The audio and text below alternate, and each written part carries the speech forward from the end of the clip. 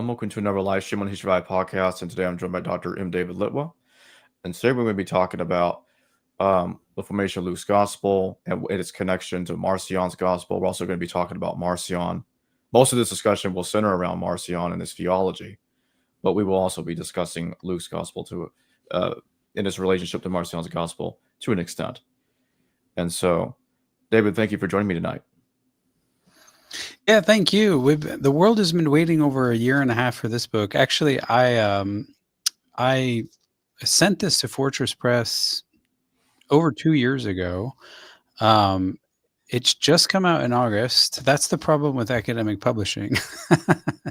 It's gosh darn slow, but it is out. It is official, Marcion Gospel of the Holy Good God. I even narrated my own audiobook, which is a very, homemade production. But yeah, I appreciate everyone, reviewing it, letting me know if you see any problems, typos, things wrong with the recording. I'm all ears. Appreciate the positive reviews and all the people who've emailed. I can send you a signed copy of the book, even with a message if you'd like. And as long as you don't mind paying shipping from Australia, which is where I am. So that's, unfortunately like $30 shipping. But if you don't mind that, I can get the book to you, and so you can have it signed by the author. Anyway, thanks for having me on. And then the link to purchase the book will be in the description below as well. So if you want to purchase this book through Amazon, you can do it in the description below, and it will also be in the pinned comment when the stream is over. And before we continue any further, David, could you tell the audience a little bit about your Marcion course? Yeah, so I've actually got 2 Marcion courses. So if you go to my website, which is just www.mdavidlitwa.com, you'll see the tab saying courses. And so there's an introductory course. There's kind of like the Marcion 101 course. It's called Intro to Marcion. And that will give you all the texts and evidence and analysis and all the stuff basically that made, that went into the making of this book. And then if you're on a higher level and you're interested in more specific questions about Marcion's gospel text and some of his particular theological developments and ritual developments, then take the Marcion seminar, which is, it's very cheap. I think it's, like $20 US, and you can enjoy that as well. That's for the more advanced people. You folks who have been following Marcion, and just by being on Jacob's channel, you've been following Marcion. So if you're up for it, join the Marcion seminar as well. You can get both courses, obviously. Enjoy. And the relevant links to purchase those courses will be in the description below, and as well as a pinned comment. So who is Marcion? Yeah, well, I have I have a reconstruction of Marcion's life at the beginning of the book, and I'll just mention, there's probably for those of you who know Marcion, I don't need to say very much. For those of you who don't know, the basic information is pretty bare bones. He's a little bit like Jesus in that respect, but he's born in Pontus. He's a shipmaster.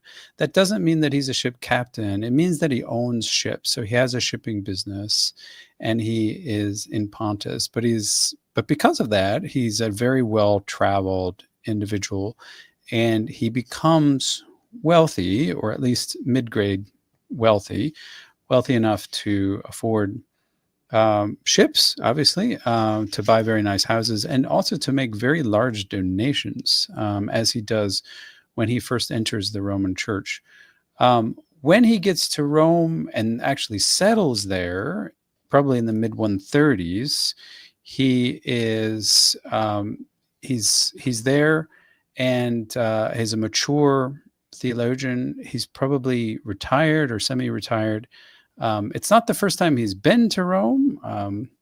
Obviously, he, as a well-traveled person, he could have been there many, many times.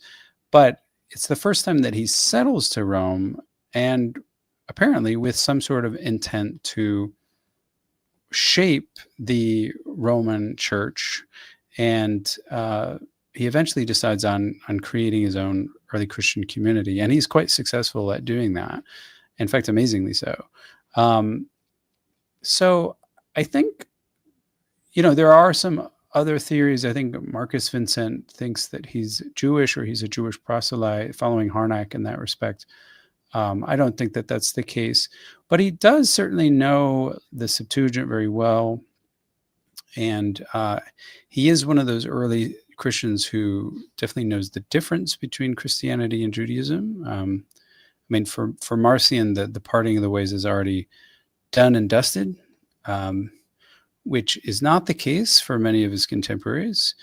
But it had to be the case for at least a section of Christianity, because the Marcionite movement became very successful both during and after Marcion's life.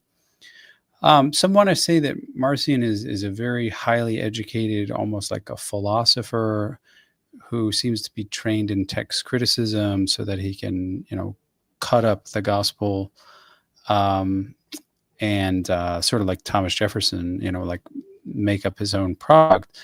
I see Marcion as a moderately educated man. I guess we would call him today more of a blue collar worker. He never, went to the equivalent of Harvard. He didn't have a formal philosophical education, and I don't think he had anything like a text critical education either. So I think he could read and write. Obviously, he could probably compile stories, but he's not like an advanced text critic, and he doesn't have a formal philosophical education. He never claims to follow a philosophical teacher, which is very different from Justin. And so, although I think it's perfectly fine to refer to Marcion's school, I think it's better to refer to Marcion's church, because Marcion didn't present himself as really anything but a church leader, and he was quite good at that. He's a church leader and a church organizer. And only long after Marcion's death did there start to be accusations that Marcion either edited his gospel text or that, actually it's only in modern times that people have claimed that he wrote it. So, those are certain aspects of his life. In part one of the book, I talk about the Roman Empire in Marcion's time and in Marcion's life. So if you want further details, please see that chapter. We have a super chat question from Adia Morgenstern. Thank you for the super chat. In Justin's first apology 58.2, it is argued many people are persuaded by him as if he alone knew the true teachings. Could Marcion have had some sort of inside knowledge? Justin protests too much.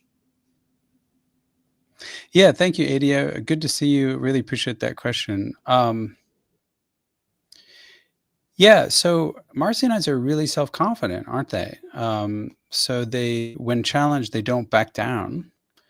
And so if you look carefully at that, they're confident that they alone know the true teachings, which would imply that they think they have the only true gospel, the only true version of Jesus, and the only true church, which was also a Catholic church in the sense that it was well connected and on 3 different continents: Asia, Europe, and North Africa.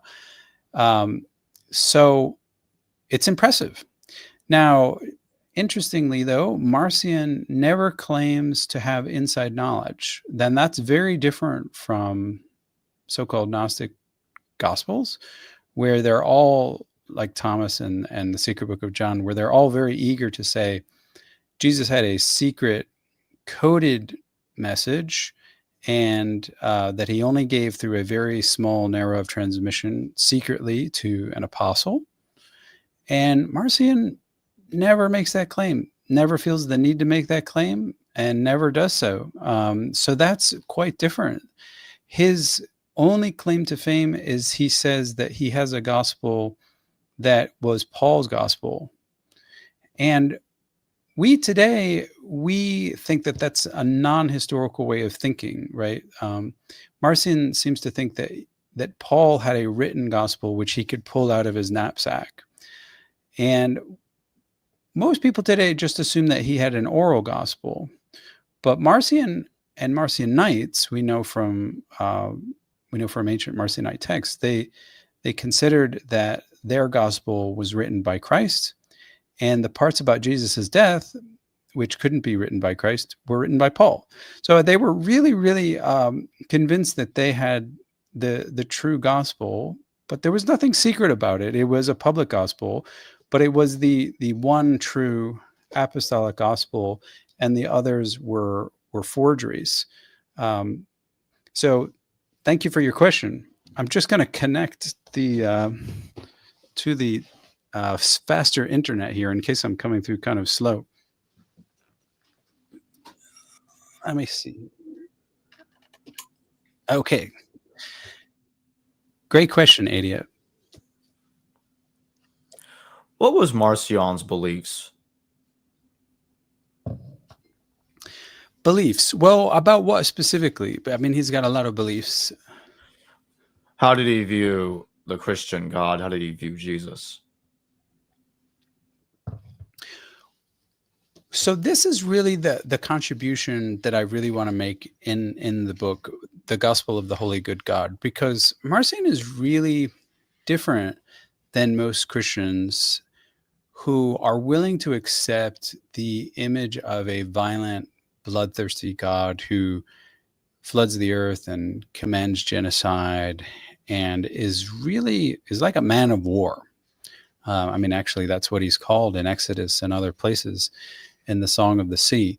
And Marcion wasn't really wanting to go there. He had a thoroughly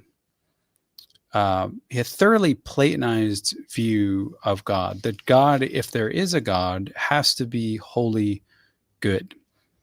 So what does that mean practically? Well, practically, it would mean you don't send people to eternal torture, that you don't order other groups of human beings to be killed, even if you don't like them or they don't obey your law.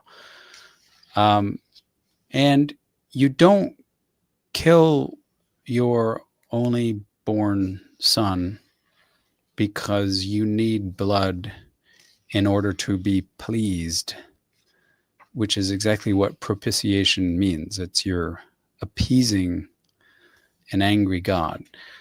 For Marcion, God isn't angry.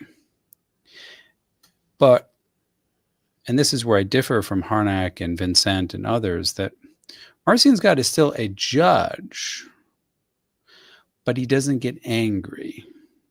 And that's a distinction that's often confused in the literature. Marcion's God has no passions. That is, he doesn't have rage or jealousy or sadness. He doesn't get sad or mad or any of those things. That's not what a God does. Gods don't have those kinds of emotions. Gods are changeless, and emotions are changes, dispositional changes. So that's not what a God has.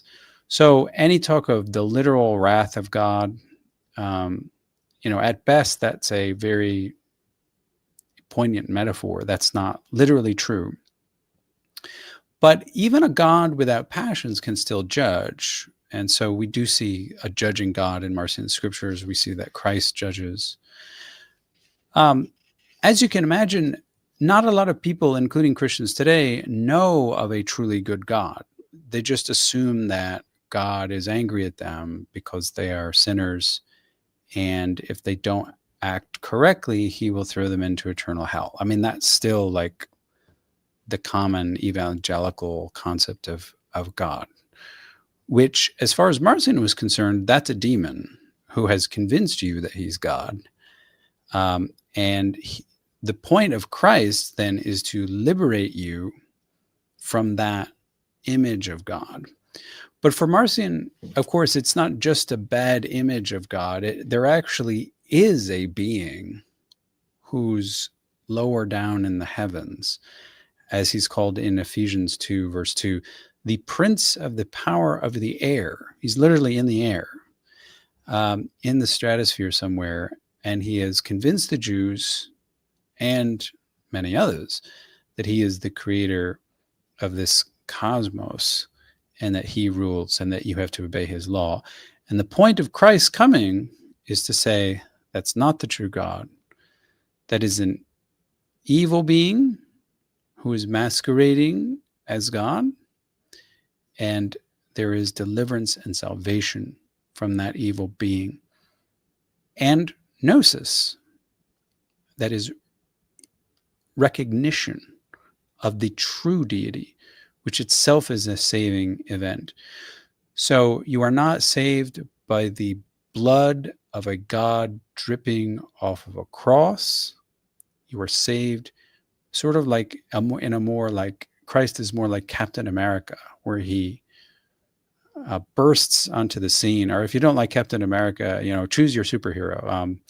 But Batman or Superman, where he bursts into the scene and delivers you from the villain and takes you back into his kingdom. That is Marcion's model of salvation. The old Latin term for this was the Christus Victor model of salvation. So you have the atonement model and then the Christus Victor model, where Christ redeems you from the lower creator himself. Why do you think Marcion used the gospel that he possessed?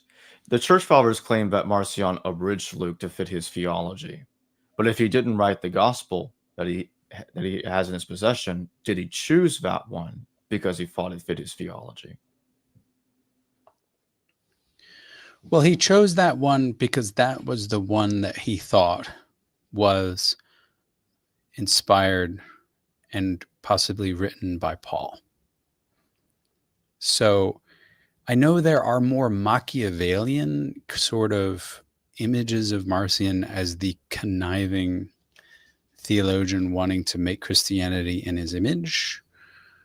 But in fact, that's just recycling heresiological views. There was a gospel when Marcion was a boy growing up in Pontus. That was the one that Marcion read. That was the one that, for whatever reason, we don't know, that was the one that he was convinced was Paul's gospel.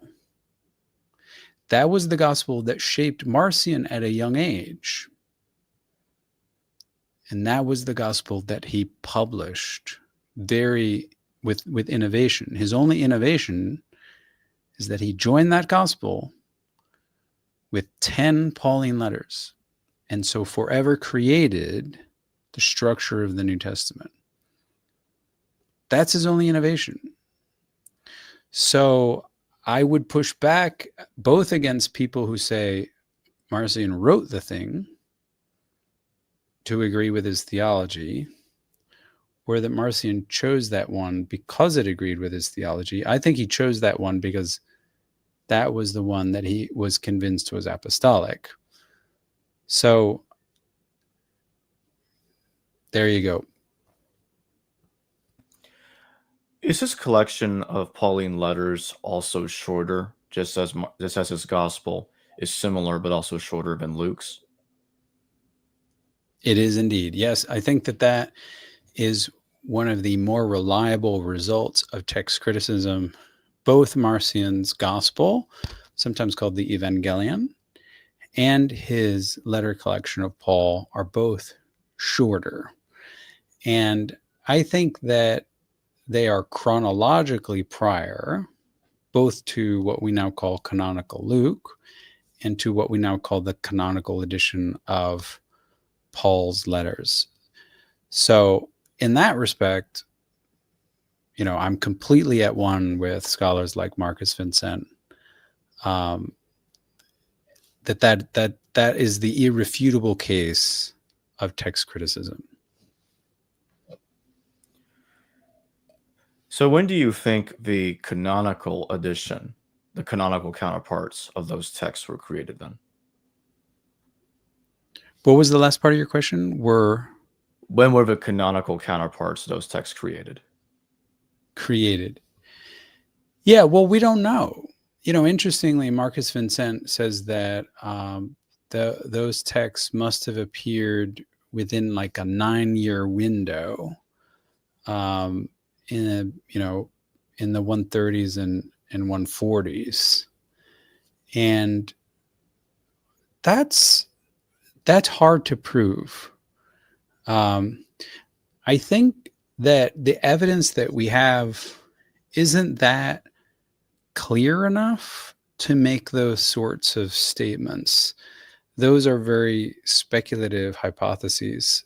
I would just caution everyone and just say that it's reasonable to imagine texts like, let's just take Canonical Luke. Canonical Luke, the traditions of the Canonical Luke, like the birth story, those start to appear in Justin Martyr, who's writing in the 150s. So he knows about things like the virgin birth and stuff like that. But he never mentions Luke. So that's interesting. So what do we deduce from that? Well, the first person to name Canonical Luke and to use it as Canonical Luke is Irenaeus. So the best thing that we can say is that Canonical Luke is known in Lyon, southern France, in the 180s. Justin, in the 150s, uses some traditions from it, but he never names it as Luke. So what can we deduce from that admittedly very slim evidence? That sometime between 150 and 180, somebody, somewhere, wrote Canonical Luke, and I think very intentionally to improve it, that is, to make it a Catholic product, an early Catholic product, intentionally attaching it with the book of Acts in order to revise early church history, to present a revisionary account of both Jesus and early church history in connection, almost genetic connection or organic connection with Judaism, because that's the early Catholic position, right? The basic tendency is for Marcion to be saying, no, Christianity is independent of Judaism. And the basic tendency of early Catholicism, still today in Roman Catholicism, is to say it is the inheritor of Judaism, which means, of course, it's the appropriator of Judaism. So they take all the good stuff from Judaism, but say all nasty things about the Jews. That's the great sickening irony of the early Catholic position. And you can try to put a good face on that position by saying, oh, we want to have good ecumenical dialogue with Jews. But in the end, as I'd like to say, I like to quote from Nietzsche, it's the early Catholics who pulled the rug from under the feet of the Jews, appropriated their texts, some of their traditions, some of their liturgical habits, and said that they were the new and true Israel. And they were successful. They were very successful in creating that narrative. Some would want to say that that narrative is really the true original first century narrative. But that's not true, right? Because Marcion doesn't know that narrative. He would never accept that narrative. And he's in the mid-second century, right? So what we call the Judeo-Christian tradition is not a construction of the first century, but a construction of the second century. It is the reactionary attempt to say, oh, no. We are an ancient religion. We are the true Jews. And we've got this gospel here and our church history written by Luke, whoever that dude is. And it says that, yeah, we are the true inheritors of Israelite traditions. We're the new Israel. So the slap in the face to Marcion is that they used the gospel, which he upheld as the true one, and they made it into something which supported their revisionary truth. And that was the great offense.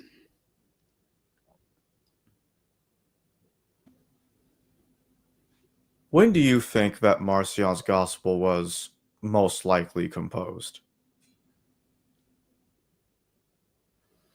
Again, there are people who want to say that Marcion wrote it, in which case they have to put it into the mid to late 130s or early 140s. I think, again, the evidence just doesn't support that. Marcion never says he wrote it. If his enemies knew that he wrote it, they would have laughed at his face. He never claims to be inspired by the Holy Spirit or to be an apostle. He doesn't have any apostolic authority. His whole MO is to say, listen, I've got the true gospel. I inherited this truth. I'm not Paul. I'm not an apostle, but I've got the apostolic text, the only one. The only one. And so when was that composed? Well, I've already really told you, right? Because I've said that Marcion encountered this gospel in his youth. So what is Marcion's youth? Well, he's born as early as 85. I mean, we don't really know his birth date. But Clement says that he's an old man and that he's older than Valentinus and Basilides. So that's interesting. So he's got to be growing up right around, he's got to be a teenager in his late teens, right around the reign of Trajan.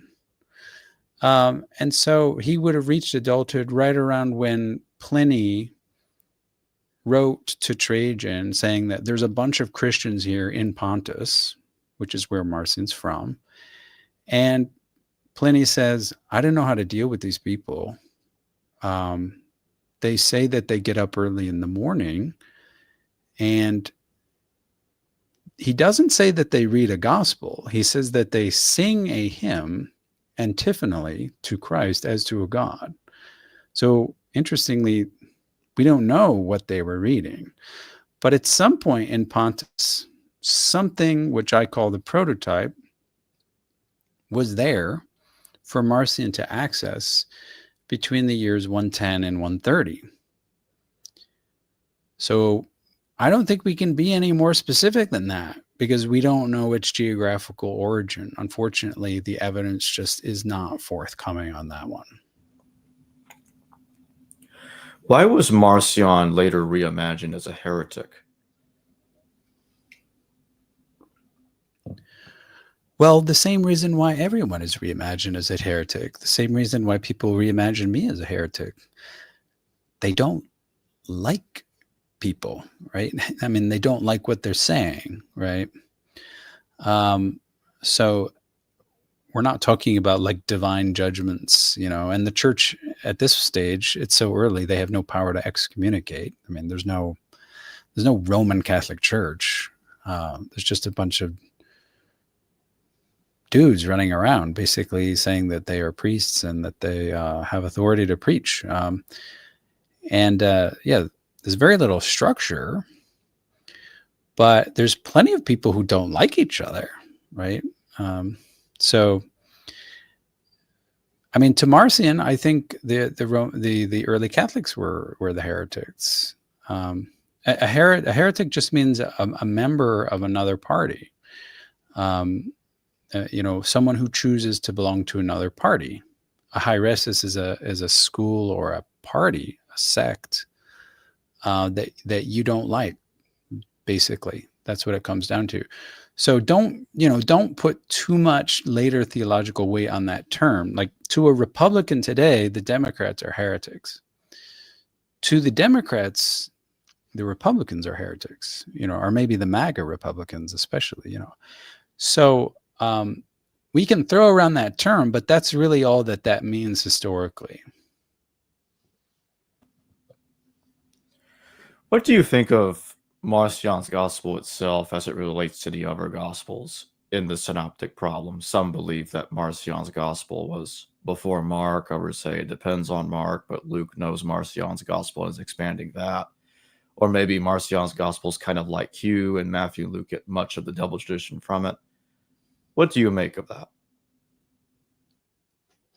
Well, right. So you've got people like Vincent and Klinghardt wanting to say that Marcion is the first gospel, or the Marcionite gospel, the prototype, what I'm calling, is the first gospel.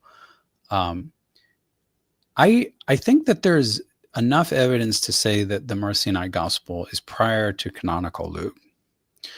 But I don't think that there's enough evidence to say that it's the very first gospel ever written. I just don't see it. There's nothing necessarily that would prove that, either in qualitative or quantitative analysis. I just don't see it. So, as many of you know, and many of you, I think, have taken my course on redating the Gospels, I view the Gospels not as finished products, but as waves that went through multiple editions between the late first and mid-second century. So, and we can't trace that, right? Because all the manuscript evidence for that time has disappeared. So all that we can say is somewhat similar to what Judith Liu says, that the texts were fluid. And really, I mean, you necessarily have to believe that, right? Because there is no Xerox machine. So every time a text gets copied, it changes a little bit. But what I'm envisioning in terms of the wave model is that texts are changing, not just because someone made a spelling error or they forgot a sentence or two. It's because that they feel it's perfectly fine, because most of these texts are nameless, to beef them up in accordance with new traditions that they've heard. I'm not like a conspiracy theorist. I don't think that these editors were like necessarily malevolent, or that they could see 1,000 years into the future and, say like, oh, well, I want to become the most rich and powerful church and I want to rule all Europe, so I will deviously create a gospel. No, I think that they were just people of their time who had their own ideologies, their own editorial directions, and they kept changing the material until there was agreement among early Christian churches that this material was apostolic and inspired. And then once you got that, which is, mid-second century, where they start reading the material in church, once you get that, there's a kind of hesitancy, a greater, shall we say, a greater tendency to preserve. But even at that point, obviously, there are all sorts of changes still being made, minor stuff. It's just that they don't feel, certainly after Irenaeus, they don't feel at liberty anymore to like make up an entirely new gospel, right? So they've got it numbered and they can make small changes, but they can't like the next day say that, oh, I've got a gospel of Bartholomew. No, at that point they would, at least the early Catholics would say, no, we've got our 4. We're good. The rest are all apocryphal or whatever. And they've kept to that line, for the last 2,000 years. So, they've been pretty successful in excluding other material. If you were not part of an early Catholic community, you might be open, even in the late 2nd century, to like a Gospel of Thomas or a Gospel of Bartholomew or a Gospel of Peter, all of which exist, by the way. I mean, they all exist. Gospel of Mary, they all exist. It's just that they were more localized, and the people who read those were, they weren't overly widespread. And so those gospels just didn't get the traction as the four did. And the early Catholics had a tough case with Marcion because, of course, his gospel isn't apocryphal. It's the more original form of it, but their strategy there was to say, it's a mutilated form of Luke, which is kind of like post hoc reasoning, that it looks like Luke, we can recognize it as Luke, but it's shorter, therefore they must have cut it up. Marcion must have been like Jefferson, before Jefferson ever mattered. That was their position. And it's only in the 19th century when we realized that's a bunch of baloney. And it doesn't matter how many people want to repeat that heresiological position, it is baloney. Look at the evidence. In part one of my book, I try to present some of that. Other people know even more, so look at the evidence, make your own decision. The position is, I think Marcion's text is prior to Canonical Luke, but I don't know if it's prior to the Gospel of Mark or Matthew. And I'm not sure that question even makes sense, because all of those texts would have been fluid and mixing between 100 and 150. Does Marcion's view of God and the Jewish God remind you a little bit of the way Gnostics view God, or Yaldabaoth? Well, it does, in the sense that they have a lower creator, right? So they have a lower creator, sometimes called the demiurge. But something that's important to remind people is that the demiurge is just the Greek word for creator. So everyone's using the term demiurge, and they don't necessarily mean a negative or evil creator. Okay. So I just avoid the term demiurge, and I just say that, for Marcion, you've got two creators. You've got a lower creator and a higher creator who is the true God. Okay. That's what makes my reading distinctive, because a lot of people, since Harnack wanted to say that, there is no higher creator. But I think actually the evidence suggests that for Marcion, there's both a lower creator and a higher creator. And the structure of that theology, it does look a little bit like Gnostic theology, where you've got Yaldabaoth in the sort of mid-level bureaucracy, and then you've got the pleroma on top of him. So obviously there are differences. Yaldabaoth seems generally kind of ignorant about anyone above him. That seems to be the case for the lower creator in Marcion, until, of course, Christ comes and tells him that there is a true good God, and then he, gets with the program. One thing that I would also say, though, is that this position isn't fundamentally different from the Catholic position either, right? So even in the early Catholic position, you've got levels of authority and control. You've got the creator, the high God, and then you've got the devil, right? And what do they say about the devil? Well, according to the letter of 1 John, the whole world lies within the sway of the evil one. So doesn't that make him the creator? I mean, he controls the world. We're talking about the devil here. So we've got an evil being who controls the world. He's called the prince of this world. He's called the prince of the power of the air. And then we've got a high God. And that structurally is also very similar to what Marcion is saying. The only difference for Marcion is he says there's a higher creator, a lower creator, and the lower creator uses the devil as his, secretary of state. But they're all on the same team. And there's that similar bi-level structure in all three: Gnostic theology, Marcionite theology, Catholic theology.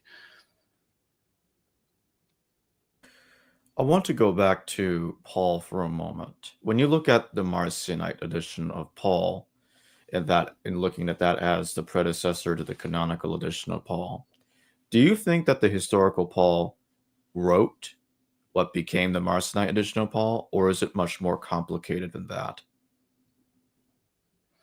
Well, typically it's always more complicated than what we think, isn't it? I mean, so if we don't know really what's going on in the early second century, we really have no clue about what's going on in the first century, unfortunately. I'm happy to say that there was a dude named Paul, but I know, lately people aren't happy with that. I think that it is clear that letters like Colossians and Ephesians, the Marcionites called Ephesians Laodiceans. I mean, it was such a letter in flux that they couldn't agree on the name of it. But anyway, Colossians and Ephesians, they are post-Pauline. There's a lot of stuff in our authentic Paul letters, like Romans 15 and 16, that is just clearly post-Pauline. It's inserted later. This whole business about female leadership, that they have to be silent according to what the law says. That's a clear insertion from whoever wrote the pastorals, who wants to make women shut up in Paul's churches. And they haven't yet been successful, unfortunately. Or I should say, fortunately. And other things like the collection, like in Acts, you have Paul, the collector of money, so he can feed the poor in Jerusalem. So someone basically writes 2 Corinthians 8 and 9, which is all about the collection based on Acts, and inserts that. And very creatively, out of what was probably maybe 4 or 5 small different letters or letter portions, weaves what we call 2 Corinthians. So, I mean, I'm still quite open to the idea that there's a core of Paul stuff that Paul wrote, goes back to the first century. I'm happy to admit that, but in terms of anything that we call a Pauline collection, that's all second century. So the Pauline collection of the 7 letters, the Pauline collection of the 3 letters, Colossians, Ephesians, Philemon, and obviously the what I basically call the Catholic Pauline collection of the pastorals, right? Because that's like Paul as the early Catholics wanted him to be. I mean, let's just call a spade a spade. So 1 Timothy, 2 Timothy, Titus, that's the early Catholic Paul. These are many collections that people bring together to make the 13 or 14 if you want to include Hebrews. And yeah, so there might have been a 3-letter collection. There might have been a 10-letter collection. Well, we know Marcion had a 10-letter collection, and obviously the canonical edition is the 14-letter collection. All those collections are second century, and they are all designed to create a certain image of Paul. And they all probably take bits and pieces of an authentic Pauline core, but God help us reconstruct that core. I'm not going to die in a ditch for that. How did Marcion look at Paul as a person, and not just as a person, but also theologically? Well, I'll just quote you from Irenaeus, who gives us the most succinct version of the Marcionite Paul. Only Paul knew the truth. Only Paul knew the truth. Okay? Which means all the other apostles or sub-apostles, They might have known some of the truth, but there's only one true apostle, and that's Paul. Everyone else, he's like the sun. Everyone else is just a star that fades into the night. So for Marcion, it's Paul and only Paul. It's the cult of Pauline Christianity.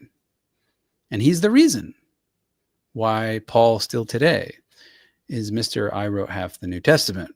Okay. That would not have been without Marcion. Okay.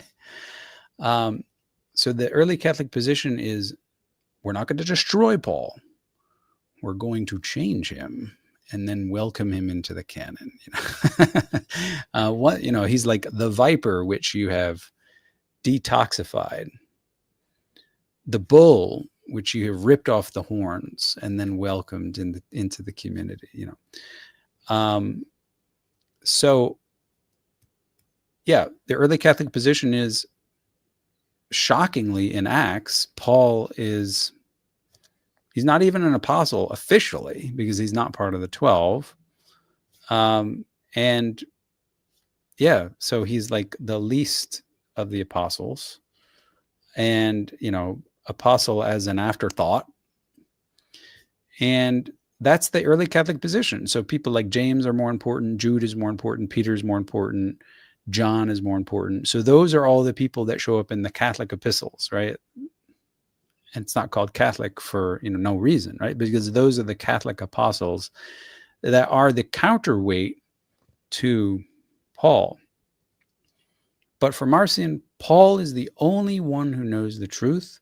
He's the only one who has the gospel of Christ, and he's the only one who doesn't distort the message. Full stop. Do we know anything about Marcion's origins? Like, where was he born? Anything about his parents at all? Anything? He was born in Pontus. That's all we know.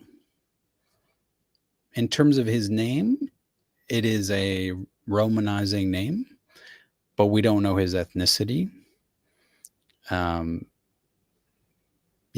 We know that he knows the Hebrew Bible in the form of the Septuagint, of course, very well, but that does not mean that he's Jewish, does not necessitate that he's a proselyte. We don't know if he's born into a Christian family. Don't even know that. We don't know if the parents are Greek. They could even be Persian for all we know, because that was such a mixed area. You could be of Persian heritage, you could be Greek, you could be Roman, you could be native Anatolian, right? Because we're talking about Turkey here, folks. I mean, northern Turkey. That's where Pontus is, in case you don't know. So that's a mix and a melting pot. We don't know his ethnicity. We don't know anything about where he went to school and for how long. Nothing. Absolutely nothing. So remember that when people make confident statements about Marcion, being a Christian from birth, his dad was a bishop. Bullshit. You don't know that. That's later heresiological tradition. That's bullshit. And you should know that, right?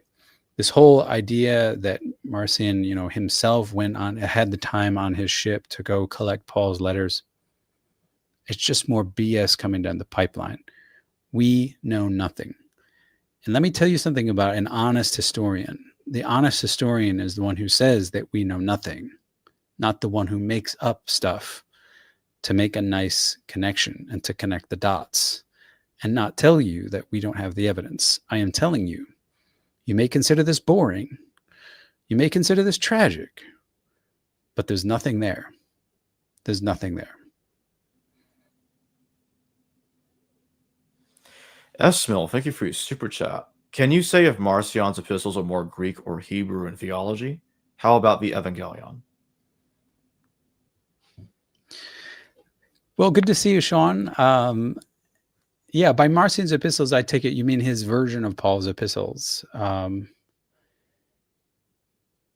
not sure we can say, in this period, I don't think we can make a division between Greek or Hebrew. I think it's all kind of mixed up.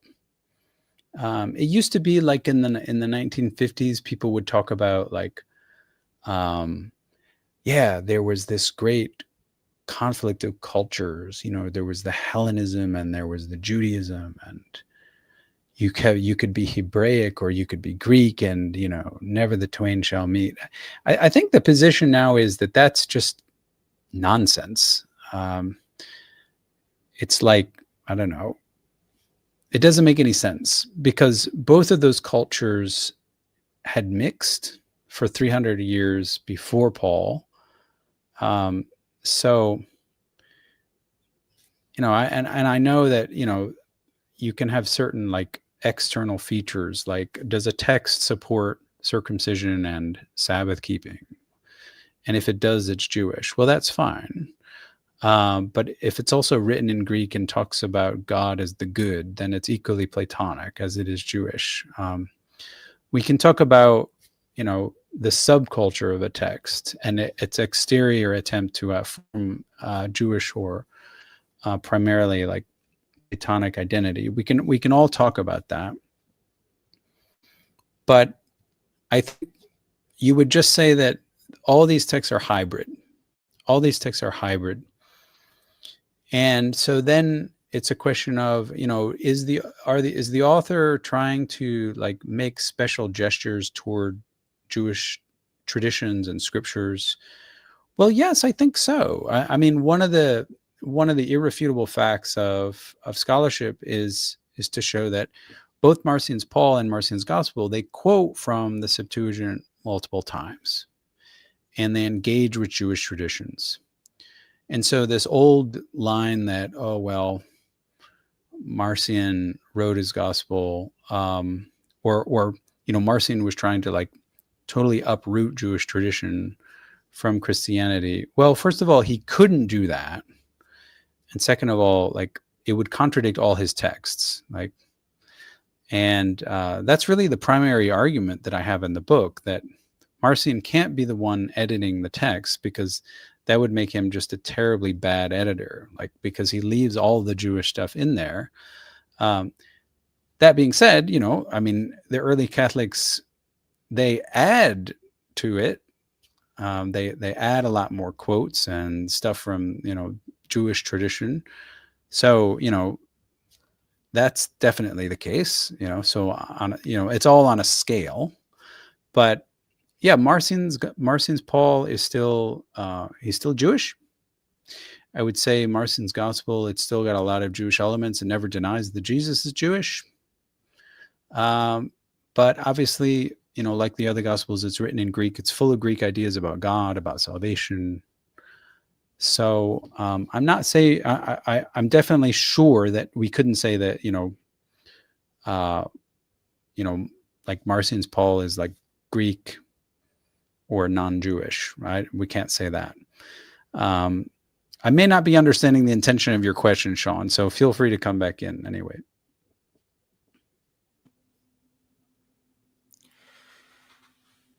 And when you say that, going back to the synoptic problem earlier about Marcion's Gospel and Matthew, it's not really simple or as clear as to say that one depends on the other. What you're saying in a way by your wave model is that in a sense, via the wave model, they're more like using each other. There's not any one solution of dependence on the synoptic problem. They're just saying they're technically using each other. They're using each other, yes. Yes. So they're not finished products. So everyone is using everyone else. So again, the old model of the synoptic problem is to assume that we've got finished products of the Gospels by like the year 95. So these finished products, you know, have definite beginnings and endings and points of influence, and they are influenced. And then, you know, the influence is done and then they go on to influence. No, the wave model is maybe not as intellectually satisfying because it says it's all a mishmash. There were no one had a finished product in the early 2nd century. It was a fluctuating product. Everyone was using everyone else. And that's why it looks like a mess, and that's why even those people like who want to argue that, Luke is definitely dependent on Matthew, or that John is definitely dependent on Luke. They still have these anomalies, they still have things that they can't explain. And why is that? Well, it's because everyone used everyone else. And the Gospels weren't even finished until, like, in a semi-fixed form, until we get to the 150s and 160s. So before we close, can you remind your audience the title of your new book and the title of your courses relating to Marcion? Yeah, thanks. So the new book came out in August is Marcion, Gospel of a Holy Good God. You can get it from Fortress. Paperback, I think, is $35. I've got the hardback. I can send you the hardback as a signed copy. I can even write a message in there for you. So you can contact me on the website. I've got a contact form there. Or if you're on Patreon, or, just message me. The 2 courses you can take are Introducing Marcion. And again, that's just on my website, mdavidlitwa.com. And the Marcion Seminar, which is for advanced readers. So if you just want Marcion 101, take the Intro to Marcion. Marcion 102 is the Marcion Seminar. Really easy to get to. Just my name, mdavidlitwa.com. That's it. And the relevant links will be in the description below and the pinned comment if you want to purchase this book and its courses. And Eddie Moretti, thank you for your super chat. Eddie says, great show, Jacob. Well, thanks, Eddie. All right, everyone.